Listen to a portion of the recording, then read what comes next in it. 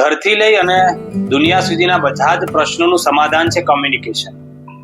Communication એટલે વાતચીત, પરંતુ વાતચીત એટલે બોલવું જ ના, વાતચીત એટલે સાંભળવું. વાતચીતનો એક મહત્વનો પાર્ટ છે સાંભળવું, લિસનિંગ.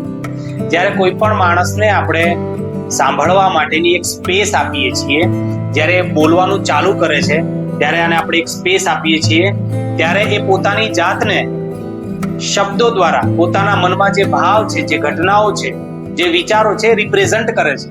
મિત્રો, ત્યારે જ ખબર પડે છે કે શું વિચારી રહ્યો છે, એ શું એના ભાવ છે, એની ફિલિંગ્સ શું છે. આ બધું જ જ્યારે કોમ્યુનિકેશન દ્વારા આપણે સાંભળવાના મહત્વના ભાગ સુધી આવીએ છીએ ત્યારે મિત્રો સારું કોમ્યુનિકેશન થાય છે અને સારો ડિસિઝન લેવાય છે.